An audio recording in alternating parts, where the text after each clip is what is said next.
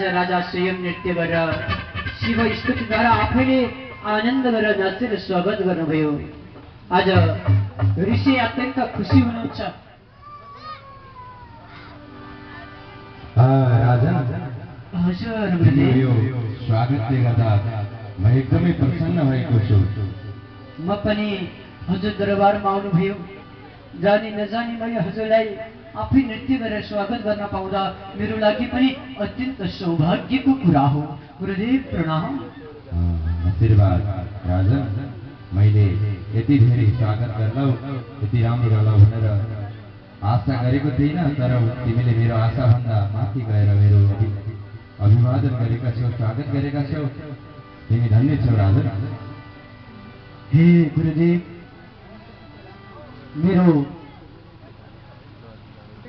हे गुरुदेव, मलाई केही मनमा जिज्ञासा छ धर्म सम्बन्धी। केही प्रश्न हजुरसित मैले सोध्न सक्छु? सक्छौ राजन, सक्छौ। सोध, तिम्रो मनमा लागेका के कुराहरू छन् सबै सोध, म त्यसको उत्तर अवश्य पनि दिनेछु।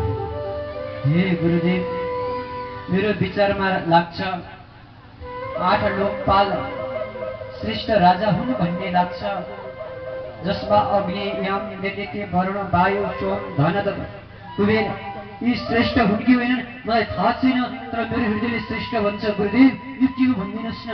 होइन राजा, तिमीलाई यस्तो मिथ्या कुरा कसले बतायो? यो साँचो होइन राजन, यो सरासर झुटो हो।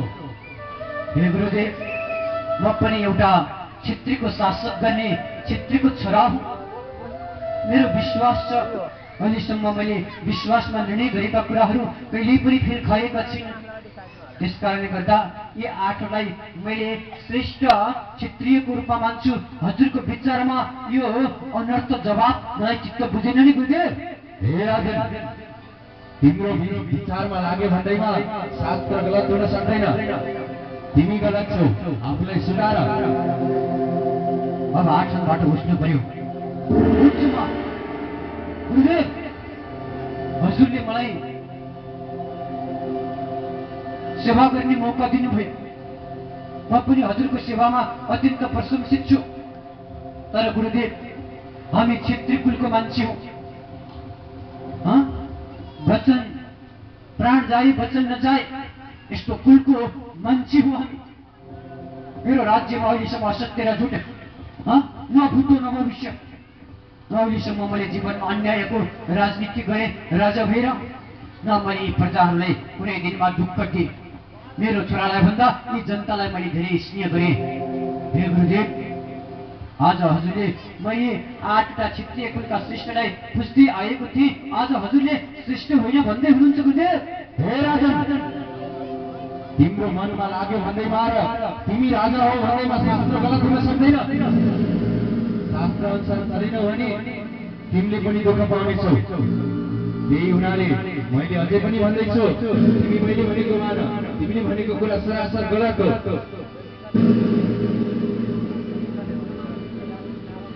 हेर राजन, यदि गुरुको वचन मान्दैन भन्यो तिम्रो राज्यको नाश हुनेछ, तिम्रो यो राजकाज नाश भएर जानेछ।